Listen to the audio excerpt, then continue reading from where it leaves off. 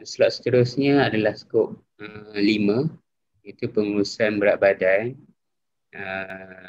Saya jemput Puan Noliana Abdul Latif daripada Bahagian Pemakanan, sama bahagian tadi, untuk menyampaikan taklimat beliau.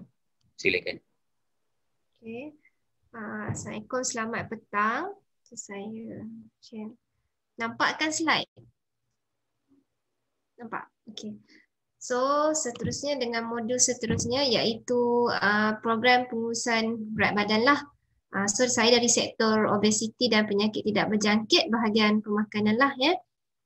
Okay, so ni saya just go kata glance lah.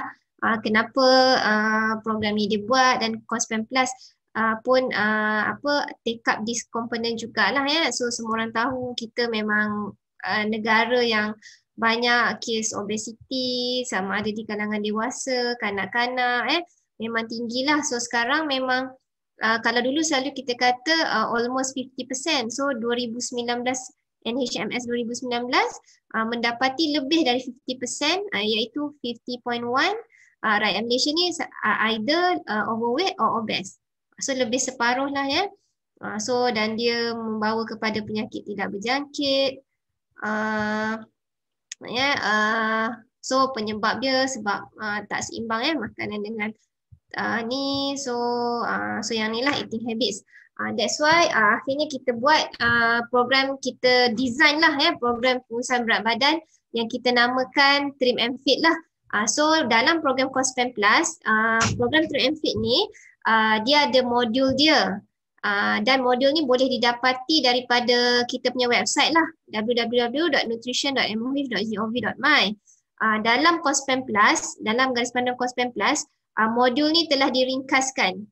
Sebab Cospen Plus untuk kita implement di agensi-agensi lain juga kan. So kita dah ringkaskan sedikit berbanding kalau yang lengkap mungkin doktor-doktor dari negeri boleh rujuk lah modul ni, dan kita pun dah buat edaran lah. Okay. Kenapa kita ada modul ni? Sebab kita tak nak sekarang ni selain daripada masalah obesiti yang berleluasa, pada masa yang sama intervensi terhadap mereka yang obes ni pun berleluasa, either melalui suplemen ataupun kaedah-kaedah yang tidak sepatutnya lah yang tak sesuai dengan prinsip KKM tu sendirilah. Okey, dan kenapa di tempat kerja untuk dewasa, kenapa kita target tempat kerja? Kerana seorang pekerja habiskan 1/3 daripada waktu di tempat kerja lah, dan mungkin juga sebenarnya kadang-kadang lebih masa dalam satu hari tu kebanyakannya adalah untuk bekerja dengan OT dan sebagainya lah. Dan kenapa di tempat kerja? Kerana tempat kerja ada sokongan daripada jabatan dan juga agensi, maksudnya dan rakan sekerja. Maksudnya keberjayaan program ni dia lebih senang nak nampak lah, sebab bila dalam satu kelompok yang sama, maksudnya kalau agensi tu melaksanakan program pengurusan berat badan, di mana mungkin ada agensi tidak akan tetapkan masa tertentu untuk senaman, masa tertentu untuk buat aktiviti-aktiviti yang telah dirangka. Jadi dia mendapat, orang kata, sokongan ketua jabatan, so sama-sama. So peer support lah kat situ. Okay. Dan dia dilaksanakan oleh pasukan rujuk atau penyelaras di jabatan atau agensi terbabit yang terlibat, yang berminat, dengan bantuan teknikal dari pasukan INCD lah. Okay. Dan ini kita panggil TOR lah, peranan dan tanggungjawab pasukan rujuk atau penyelaras di agensi lah, agensi kerajaan atau swasta yang nak buat. Pertama, mewujudkan sekretariat. Kena ada sekretariat lah untuk melaksanakan program pengurusan berat badan ni. Kemudian kena ada perancangan aktiviti lah, pengisian aktiviti dan keperluan peruntukan. Tetapi untuk musim COVID ni keperluan peruntukan tu tidaklah begitu banyak, sebab mungkin kita boleh buat secara virtual. Maksudnya senaman secara virtual, ceramah dan sebagainya pun secara virtual. Okay. Dan mengadakan seminar, latihan atau camp program pengurusan berat badan, menyelaras aktiviti seperti penyediaan tempat, jemputan penceramah, instruktor dan pengurusan perbelanjaan. So agensi yang mana yang berminat ni, mereka kena sediakan semua ni lah. Tetapi bantuan teknikal ni kita akan bagi. Contohnya katalah dalam satu topik tu dia kena buat aktiviti di pasaraya sihat, aktiviti pemakanan di pasaraya sihat. Kita ajar peserta cara nak melihat, baca label dan sebagainya. So dari segi teknikal maksudnya pegawai sains pemakanan dan pegawai teknologi makanan akan memberi taklimat lah di pasaraya sihat tu. Tetapi dari segi pengurusan pelaksanaan aktiviti seperti berhubung dengan pasaraya dan sebagainya perlu diuruskan oleh agensi terlibat lah. Dan seterusnya memantau dan menilai status pemakanan program pengurusan berat badan. Yang ni kita taruh trim and feed lah. Untuk kos 19 mungkin tak ada perkataan trim and feed lah. Dan membuat analisa pencapaian program dan menyediakan laporan. Okey, so yang ni yang saya dalam bentuk carta alih lah, aktiviti yang sama tapi dalam bentuk carta alih. Okey, so yang ni peranan pasukan INCD. Pertama adalah memberi bertanggungjawab memberi bimbingan teknikal bagi pelaksanaan program pengurusan berat badan. Kedua, memberi taklimat atau latihan kepada pasukan penyelaras di agensi yang berkaitan, yang berminat, memantau pencapaian program dan ada dalam kita punya ni ada sesi runding cara pemakanan dan dia perlu dilaksanakan oleh pegawai sains pemakanan lah setiap 2 bulan secara berkumpulan. Okey. Ini adalah mekanisme pelaksanaan dia. Bermaksud kalau ada jabatan atau agensi yang berminat, perkara yang pertama adalah perlu melaksanakan saringan lah. Ni saya rasa dalam kos 19 memang antara yang wajib dilaksanakan kan. So memang buat saringan, so daripada saringan tersebut akan diasingkanlah mereka yang berat badan yang normal, so teruskan gaya hidup sihat, tapi mereka kategori lebih berat badan atau dan juga obes sehingga BMI 34.9. Kita akan kategorikan dia sebagai layak. So layak dan kita akan tawarkan untuk mengikuti program pengurusan berat badan. Okey, tawarkan tu dia ada borang lah. Kalau tengok dalam model trim and feed tu dia ada borang. Borang kita tawarkan lah. Kalau dia bersetuju dia akan sign lah borang tu. So kalau setuju kita akan masukkan dalam intervensi. Tetapi ada juga kes di mana mereka layak kita tawarkan tapi dia tak bersetuju. Dan untuk program pengurusan berat badan kita tak boleh ada paksaan. So kalau tak setuju kita tak masukkan dalam program tetapi kita memberi pendidikan kesihatan, edaran risalah dan mungkin boleh memberi lagi advokasi lah untuk dia berminat menyertai program ni lah ya, program pengurusan berat badan. Bagi mereka yang 35 ke atas BMI, dia sebenarnya kalau ikut kita punya CPG sendiri pun, CPG obesity, dia tidak boleh intervensi kepada mereka sebenarnya adalah lebih sesuai secara individu. Individu di clinical management lah di klinik. That's why kalau yang 35 ke atas, obes tahap 2 ke atas, dia kena melakukan pemeriksaan lanjut lah. Dan juga kita kuatiri yang 35 ke atas, BMI 35 ke atas, possibility mereka tu kemungkinan dah ada unknown diabetes ke, mungkin dah ada hipertensi dan sebagainya. So intervensi kepada mereka adalah berlainan dan tidak sesuai menggunakan modul ni. Sebab dia ada jumlah berapa minit sepatutnya mereka bersenam, makan macam mana dan sebagainya, dia dah tak sesuai menggunakan modul untuk intervensi obesiti lah. Okey. So yang ni fasa pelaksanaan ya, seperti tadi juga bermula dengan saringan, kita ada saringan dan ada ujian kecergasan. Kemudian ada seminar. Ujian kecergasan ni adalah bukan ujian yang wajib lah. Cuma benda ni adalah untuk pemantauan. Maksudnya sebelum program dan akhir program kita nak tengok perubahan fitness dia lah, fitness peserta tu. Okey, so lepas dah buat saringan, dah pilih peserta, peserta dah sign aku janji dan sebagainya, bermulalah intervensi kita dengan mengadakan seminar. Seminar ataupun setengah tempat mereka suka gunakan perkataan latihan sebab nak cukupkan khusus 7 hari, ada yang suka guna seminar. Ada agensi dia gunakan camp sebab memang diorang pergi camp lah 3 hari 2 malam di tempat yang memang untuk apa orang kata team building dan sebagainya, so camp. So apa-apa istilah dia, tetapi yang penting dia punya intipati seminar tu adalah samalah, perlu mengandungi modul-modul yang berikutlah. Faktor dan kesan obesiti kepada kesihatan, tajuk oleh doktor ataupun FMS lah.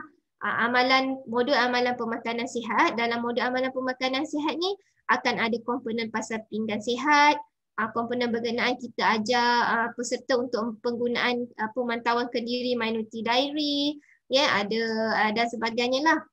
Dan modul senaman dan aktiviti fizikal, modul motivasi dan modul kesan suplemen dan produk pelangsing oleh pegawai farmasi lah. So yang ni kita masukkan juga. Okey, kemudian ada aktiviti intervensi mingguan, senaman mingguan, makan sihat, pemantauan kendiri kalori menggunakan Minuti Diary, dan aktiviti intervensi bulanan seperti yang pemakanan sihat di pasar raya, sajian makanan, demonstrasi masakan, motivasi, trim and fit explorers, runding cara pemakanan lah. Dan akhir sekali selepas 6 bulan kita buat semula saringan dan ujian kecergasan lah. Okay. So yang ni cara pelaksanaan dia selama 6 bulan lah. Yang ni yang betul-betul lengkap punya modul lah. Okay. So yang ni saringan. Saringan ada banyak. Yang wajib sebenarnya untuk dalam kita punya modul ni adalah antropometri, iaitu untuk BMI dan juga ukur lilit pinggang. Yang tu yang wajib. Komponen lain seperti komposisi tubuh, tekanan darah dan ujian darah ini bukanlah komponen yang wajib dilaksanakan lah. Ya. Tapi kita galakkan untuk agensi laksanakan sebab dia boleh menjadi orang kata parameter untuk kita ukur keberkesanan program kita. Cuma kita tak wajibkan sebab dari segi kekangan pelaksanaan di peringkat agensi lah, terutama agensi luar. Dari segi human resource untuk melaksanakan dan juga sumber keuangan lah untuk membeli alatan dan sebagainya lah. Okey, so yang ni adalah pemilihan peserta seperti yang saya nyatakan tadi. Kriteria untuk memilih peserta masuk dalam program ni adalah IJT lebih berat badan dan obesiti tahap 1 hingga 34.9. Umur 18 tahun ke atas sebab di tempat kerja kan. So berminat dan bersetuju mengikuti program. Ini adalah kriteria pengecualian lah. Ada kecacatan kekal, mengandung, baru menjalani pembedahan, kecuali mendapat kebenaran daripada pegawai perubatan lah.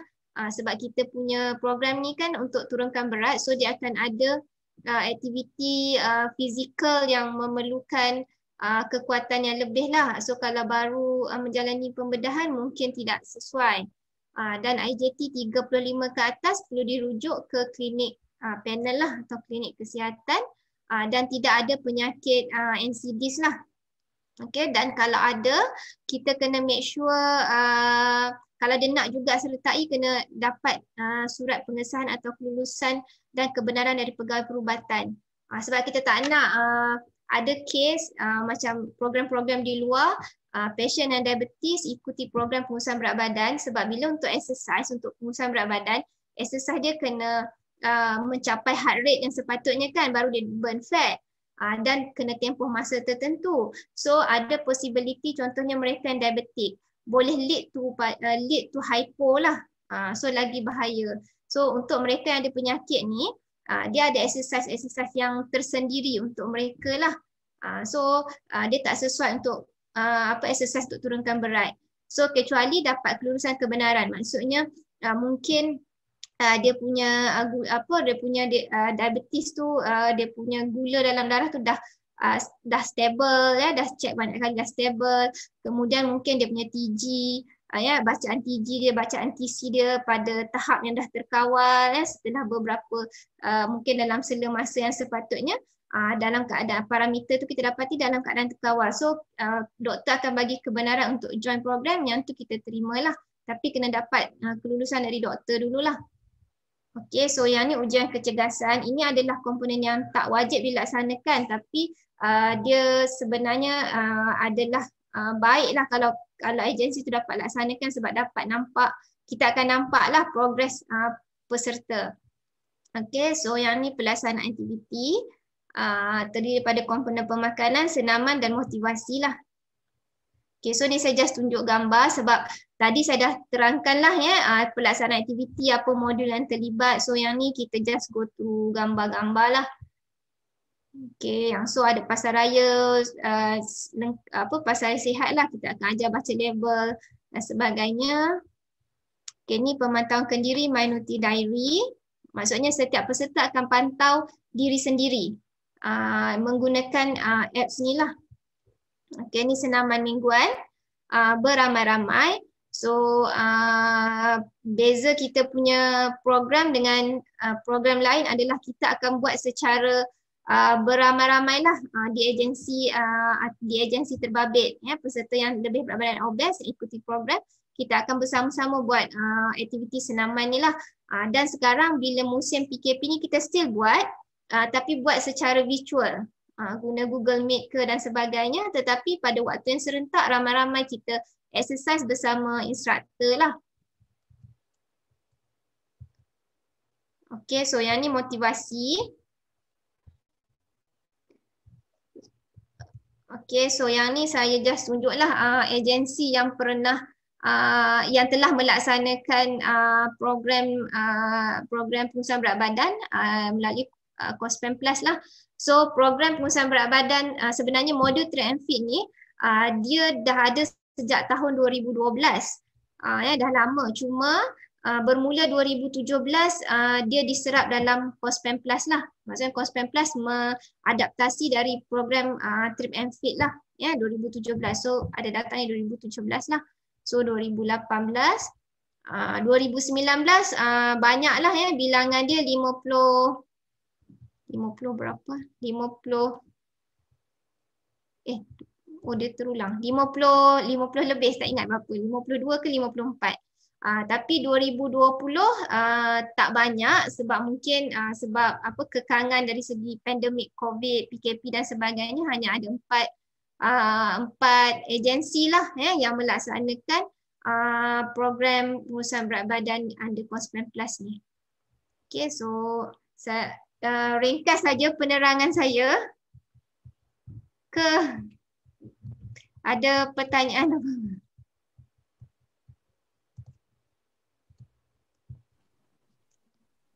Okay, kita buka soalan kepada peserta bengkel kita ini. Kalau ada nak tanya soalan, boleh tanya soalan.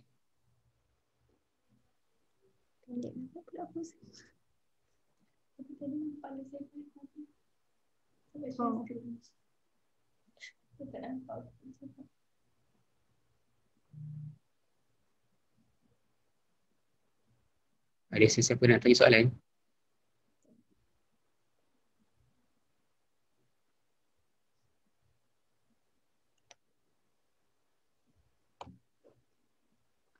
Saya just nak maklumkan buku yang saya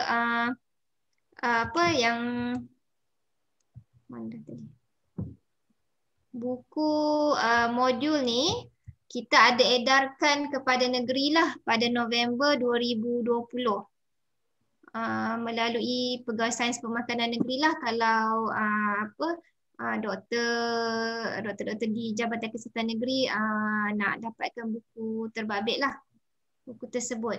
Cuma dia ada ralat pada page 22 dari segi kategori BMI tu, sebab masa print tu dia terflip gambar tu. So kita dah ambil maklum dan kita akan edarkan lah ralat tu.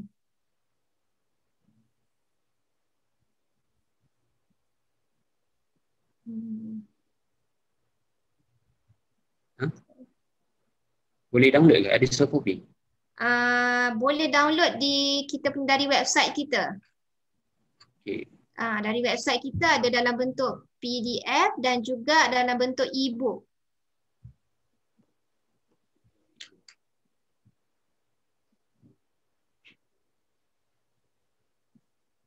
Boleh share link tak dekat chat?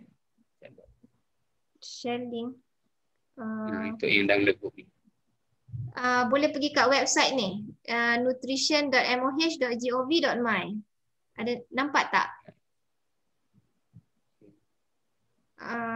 Dekat website www.nutrition.moh.gov.my. So nanti boleh dalam tu adalah buku ni.